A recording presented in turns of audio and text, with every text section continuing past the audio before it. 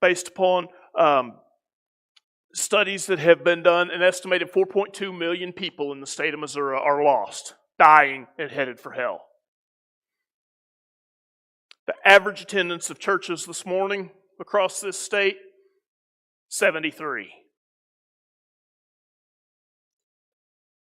In order to reach that many lost people, we need another 57,534 churches. If we said, we're only going to go after a quarter of them, we're going to go after 1 million people. And if we said our churches are going to average 300 in size, we got a little ways to go, right? But, if that was the parameters, for math people, and you start looking at setting up equations and stuff, these are our parameters. We got 1 million people we're going after. Our churches are going to be 300 in size. How many do we need? We still need another 3,500 churches. At an average of 3 churches a month starting, we got 100 years to go to be able to meet the need that is there now for just a quarter of the population that's lost. What did I tell the kids? What I share with them, that Jesus said, the harvest is plentiful, but the workers are few. We have a job to do. We have a role to play. The task is not yet finished. The job isn't done. We have to work towards putting a finish on the project that God began in saving the world through Jesus Christ. We have work to do. You see, saying 3 churches a month being planted, that sounds like, oh, that's just 3 churches. That's a lot of work. That 35, 36 number that averages out to, we don't typically get there in a year across the state. I'm not sure what our church, how many we plant, but across the state. But we don't hit that. We don't come anywhere close. Churches are dying across our state, across our nation, but they're dying here in our county. There's a church in our association that closed its doors forever just a couple months ago. And it pained me to see that. Hurt me to the core to see that, because this was a church. It wasn't, sometimes churches close and they need to close. Let's face it. It's not a popular opinion, but sometimes there's so much junk piled in on a church that and then they get, or sometimes there's so much doctrinal impurity. They get so far away from the gospel that something new needs to start there. This wasn't that case. This was just a case of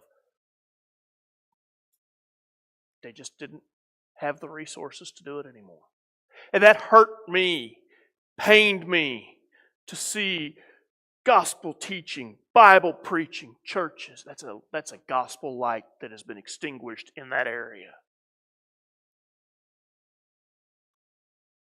Well, they can go somewhere else. They could. I bet you they don't. You see, I wonder what it's like to be part of a church that closes. I hope I'm never part of that. But I wonder where those people go. Are they faithful enough to go somewhere else? But even if they are, who's reaching those that are still in that area? We have work to do. We don't have to say we have work to do around the world, which we do. We don't have to say we have work to do in other parts of this country, which we do. We don't have to say we have work to do in other parts of the state, which we do. We have work to do in our backyard to reach the lost people who are here.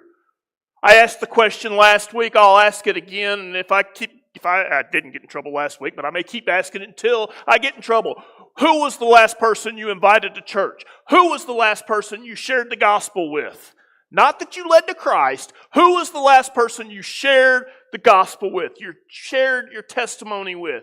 You see, they may not accept the gospel right at that moment. They may not get saved right at that moment, but maybe you're a seed planter. Maybe you're watering a seed. Maybe they're starting to get the clue that, hey, maybe God is trying to say something to me, and He works on their heart so that somebody else, when they finally say, hey, can I ask you about Jesus? Yeah, you can ask me about Jesus. Let's talk about Him. And they finally put their faith in Christ. And out of that million of that popular, that 4.2 million, there's one less in that part of the population, and one more that gets into the kingdom. Because of what you do. Because of what you say.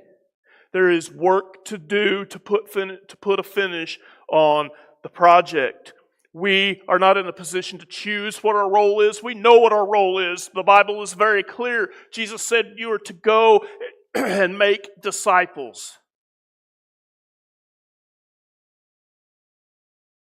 Our role may not be glorious. Sometimes, most of the time, many people may never know what our role was. But if your role is doing what God has called you to do, being obedient to Him, that's all that matters. Who cares if somebody else ever knows your name? Who cares if somebody ever knows that, well, I was the first one to share the gospel with them? It's not about you. Paul moves on later in this passage to another example about building, and I won't go into that a whole lot, but he talks about just like some folks plant, some folks lay a foundation. They lay that foundation. He says if anybody lays a foundation other than Christ, they're wrong. You see, you and I have to be sure. That's why I say we need churches that are Bible-believing, gospel-teaching, gospel-preaching churches. Not just any church that could be a social club, but has a different name on it. And it doesn't have to be a different denomination. It happens in Baptist circles too. Some Baptist churches get to be just